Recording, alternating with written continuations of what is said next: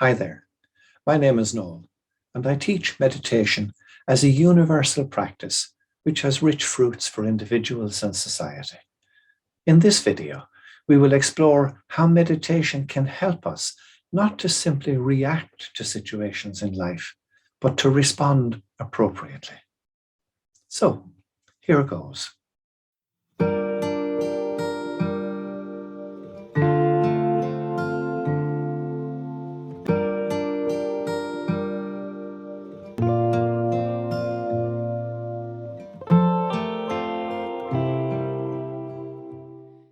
In earlier videos, we saw that meditation brings about very practical benefits for adults and children alike. And we saw that these benefits arise in part because meditation promotes integration of the two hemispheres of the brain. Now, research indicates that meditation develops neural pathways between the very different left and right hemispheres of the brain, so that as a result, we get a more balanced picture of reality.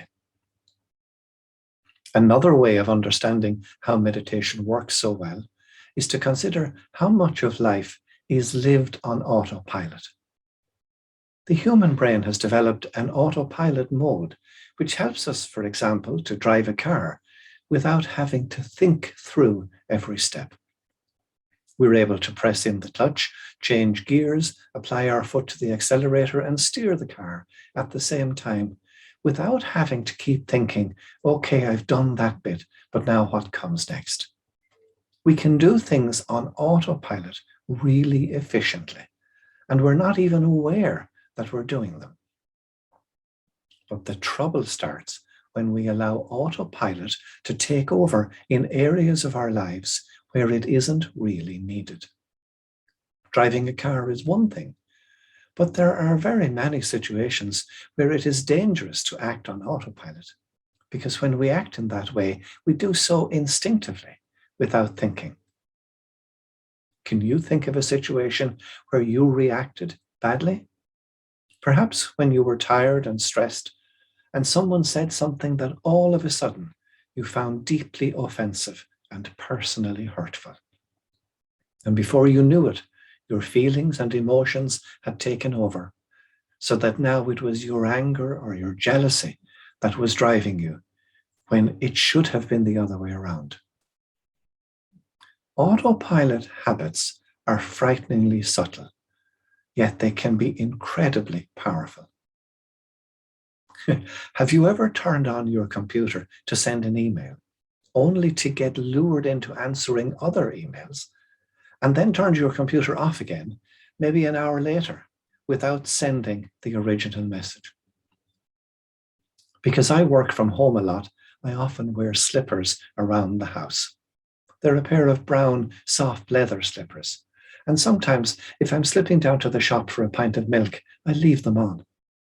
They look a lot like a pair of shoes, only they're softer and more comfortable around the house.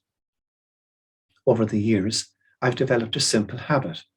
If I've been away from home, the first thing I do when I get home is to stop in the front hallway, take off my shoes, and put on my slippers. However, recently I went to the cinema in my slippers by mistake. I simply didn't realize I hadn't changed into my shoes.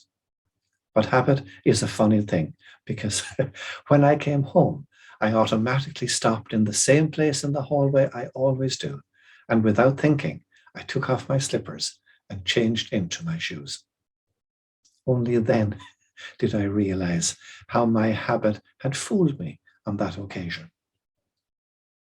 The lesson I'm getting at here is that habits and acting on autopilot can easily take over and drive us rather than the other way around. Without you realizing it, they can seize control of a situation and steer you in a direction you would be better off avoiding. Because when we act on autopilot, we are never fully aware of what we are doing, and that can be a real problem, especially when it comes to our emotions. Can you think of examples where you have witnessed this, perhaps in yourself or in others? Sometimes When observing this happen to someone else, the pattern can seem so obvious to you as an outside observer, but remains hidden to the person who is caught up in the situation.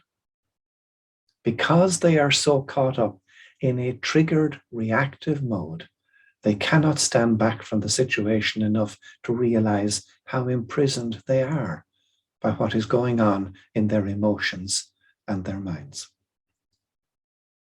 When we become overloaded in this way, it is rarely possible to think our way out of it. Instead, you need to find a way of stepping outside the cycle almost as soon as you notice that it's begun. And that's key, noticing that it has begun. And that's where meditation helps.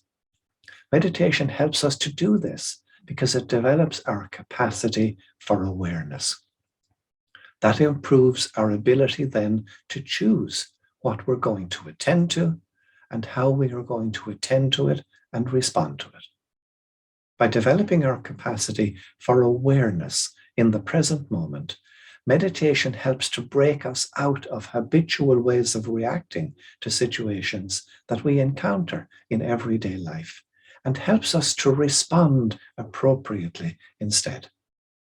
And that is a very important and very practical benefit of meditation. That's all the more important in our world today.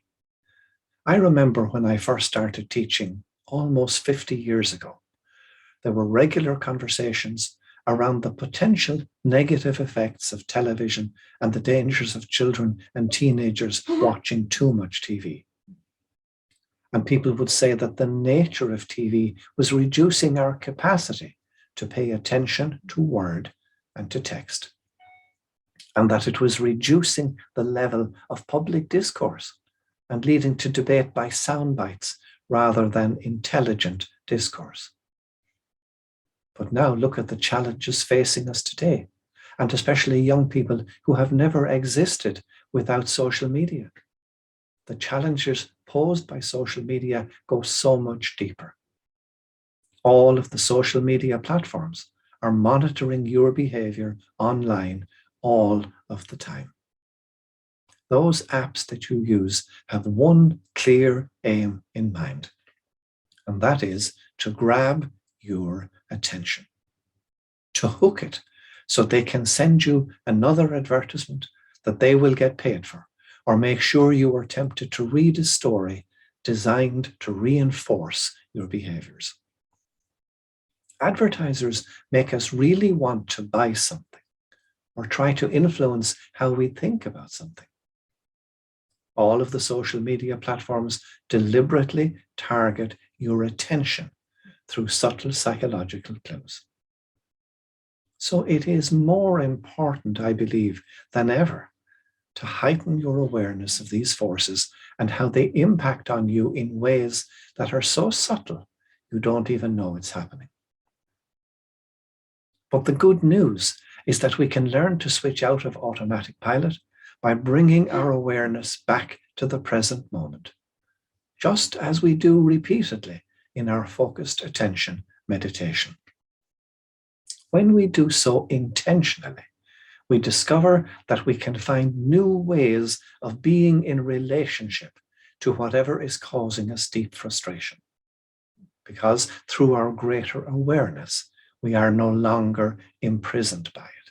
We can stand back from it. This is another important benefit of regular meditation. So now, to help you develop your awareness of the potential negative impact of autopilot on your relationships, I invite you now to sit in stillness and silence for the next 8 minutes and to try to set aside that time each day for meditation.